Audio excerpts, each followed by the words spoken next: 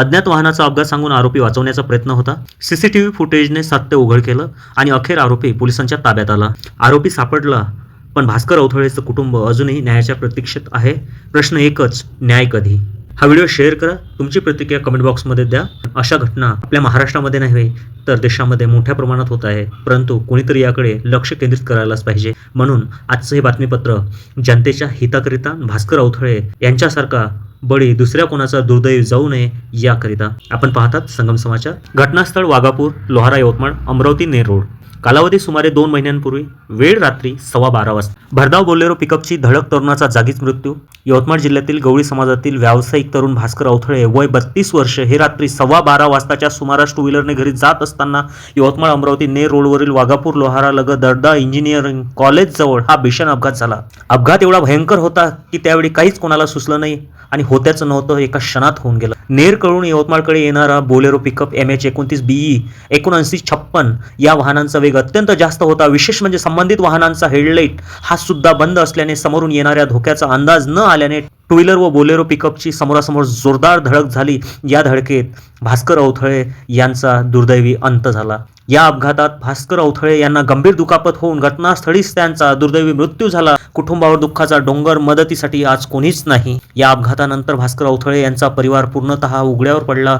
घरात कमावता कोणीच नसल्याने 2 मुली, 1 मुलगा, छोटासा परिवार, कुटुंबाकडे प्रशासनाचे दुर्लक्ष होत असल्याची भावना निर्माण झाली। सुरुवातीला हा अपघात अज्ञात वाहनाच्या धडकेत असल्याने यवतमाळ ग्रामीण लोहारा पोलीस स्टेशन यांच्याकडे आरोपी शोधणे पोलिसांसमोर मोठे आव्हान बनले होते। त्याचवेळी नंदगवळी समाज संघटनेचा पुढाकार, न्यायासाठी लढा या गंभीर प्रकरणाची दखल घेत नंदगवळी समाज संघटनेचे जिल्हाध्यक्ष श्री अनिल भाऊ चावरे व त्यांचा संपूर्ण टीमने तात्काळ घटनास्थळी व पीडित कुटुंबाकडे धाव घेतली। त्यांनी हे प्रकरण उचलून धरून लोहारा ग्रामीण पोलीस स्टेशनचे माननीय ठाणेदार व जिल्हाधिकारी यवतमाळ यांना लेखी निवेदन सादर केले।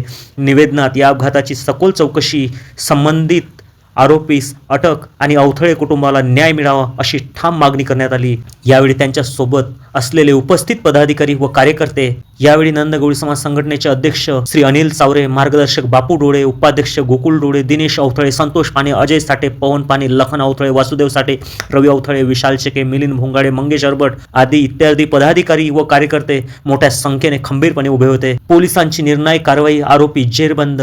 हा अपघात अत्यंत गंभीर स्वरूपाचा असल्याने लोहारा ग्रामीण पोलीस स्टेशनचे API व माननीय ठाणेदार श्री रोहित चौधरी यांनी स्वतः जातीने या प्रकरणात लक्ष घातले। त्यांच्या मार्गदर्शनाखाली पोलीस परिसरातील सीसीटीव्ही फुटेज तपासण्यात आले। तपासाअंती बोलेरो पिकअप MH29 BE 7956 ही गाडी वाघापूर टेकडी चौसाळा रोड येथील ऋषिकेश रामराव मेटकर राहणार यवतमाळ यांच्या मालकीचे असल्याचे निष्पन्न झाले।